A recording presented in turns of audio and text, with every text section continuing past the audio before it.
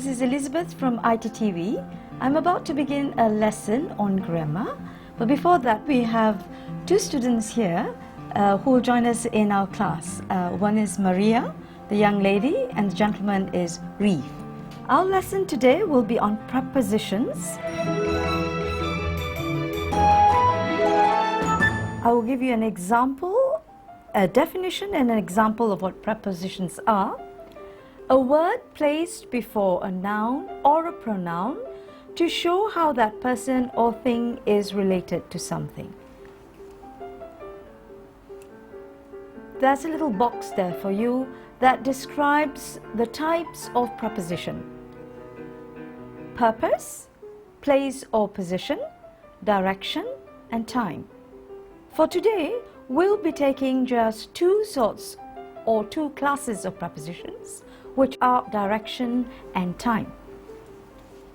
For direction, this is a class of words that indicates where something is going or moving. For time, to indicate when something happens. I am now about to give you, or what you see on screen, is actually a short excerpt from a book. That excerpt is there for you, and the prepositions are highlighted and in italicized. I'm about to read for you. The work was not easy in that fire-lit kitchen of the Sri Krishna eating house that seemed to grow hotter and hotter and never to cool down even at night. Students, can you first give me the preposition that you see in the first line there? Maria? In. That's right. In shows you direction. Fire-lit kitchen, off. That's another preposition for you. The Sri Krishna eating house is of course a place that seemed to grow hotter and hotter and never, you get another preposition there, which is, Reef? To. That's right. Cool down even at night. That's another preposition for you. Let's carry on with this excerpt. It's actually a narrative, a short story. The eating house is never quite shut, and customers have to be served with tea and bread, or bread and lentils, whenever they demanded it, day or night.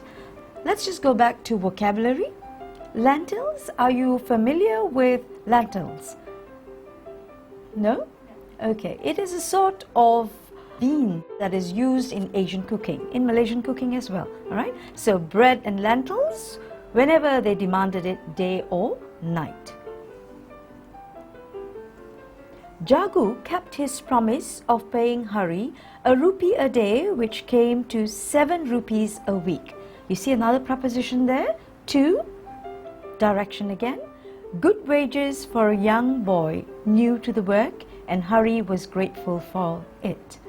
Hari is incidentally the name of the protagonist, the main person in the story. You see the name there, Jagu, you see the name there, Hari. Let's carry on. Since he also got his meals free, he could save all the money to take home to his family, and he was proud of the amount he was collecting for them. There are 4 prepositions there, to, of, and for. What he minded was not being able to leave the eating house and go home when the work was done. I'm just telling you a little of this story. There's this young boy who has to earn a living, very young, in India, and has to earn a living. What is being described here is his difficulty of having to stay in the very place that he has to work in. So there's no going home, there's no resting time. He was confined to it day and night. You see the word confined, precisely what I explained to you just now. That means he had no resting place. Where he worked, where he slept was the same place, the Krishna eating house. He worked in the kitchen and in the front room, washed and bathed under the tap at the back. In, under, at, all that are prepositions. Ate his meals at the table when there was no customer around, and slept on the bench or sometimes on the dusty black floor.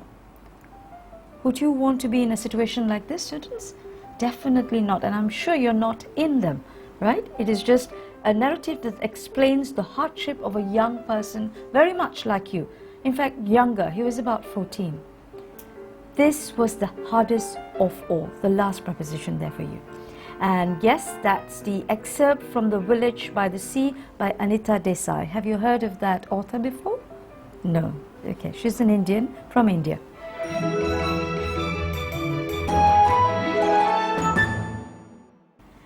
So let's go through prepositions of place, position or direction. I'm just giving you examples there.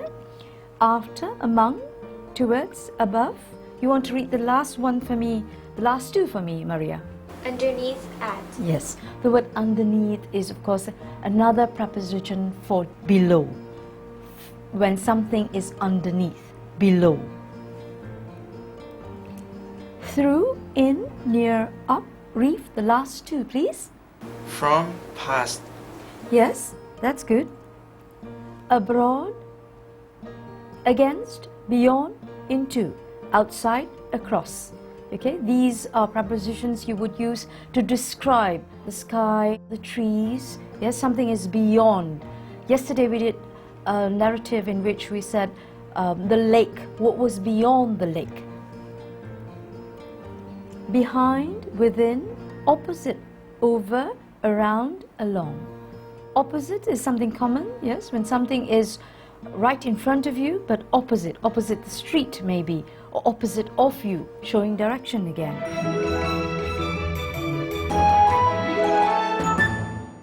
Alright students, that was prepositions, and now we go to the present continuous tense.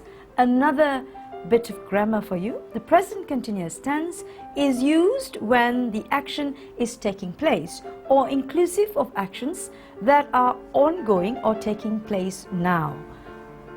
For instance, what's happening currently? You're listening to me. You're listening to me. The ing, the listening to me tells us that it's happening now. I'm talking to you now. ing is in the present continuous tense. What's happening now and is continuing to happen. Tense always refers to time. Students, it always refers to time.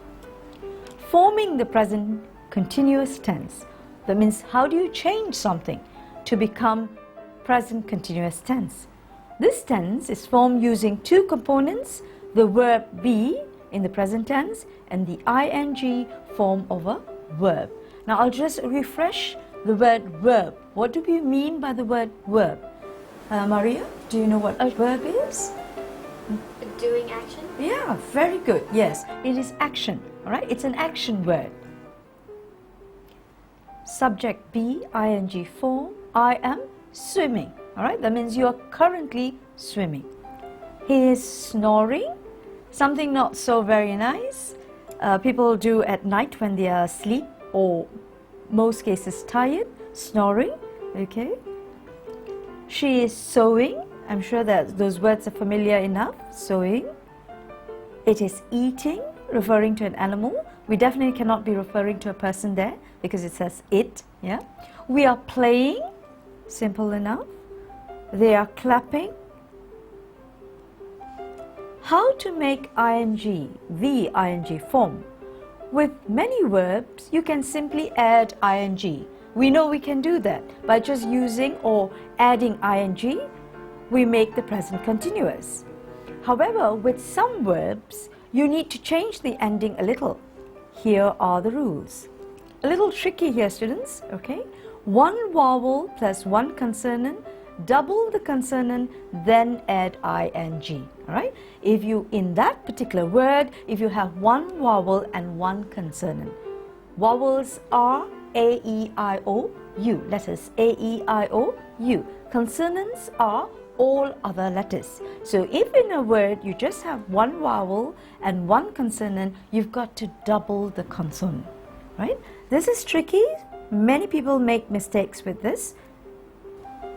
Swim. I, that's the vowel for you. And so you've just got one vowel there and the consonant is M.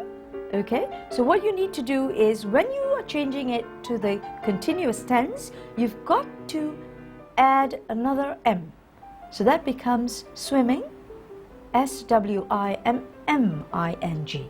Okay? The word hit, again, same thing applies. Which is the vowel there, Maria? I. And which is doubled, Reef? T. Very good. So you get the word hitting with the right spelling there. Get, again, it's a three-letter word. It is G-E-T. The vowel is E, and so you've got to double the T, making that getting. One vowel plus one consonant and an E. Normally, you remember the E is a silent E. And when it's a silent E, then you sort of got to drop it. In this example, you'll see the letter E dropped, C-O-M-E. When you change it to the continuous, it becomes C-O-M-I-N-G without the E. Same for the word lose, L-O-S-E. You drop the E, you get L-O-S-I-N-G, losing. Again, live, drop the E, you get living. For saying now, we go back to just adding the I-N-G. Go, going, walk, walking. With no alterations, just adding I-N-G. And so we conclude with the word talk. It just then goes on to talking. Students, I hope you are clear about the concepts that we studied today. Yes. Yes, very good. With that, we conclude our lesson on grammar. This is your tutor, Elizabeth Marshall from ITTV, saying goodbye.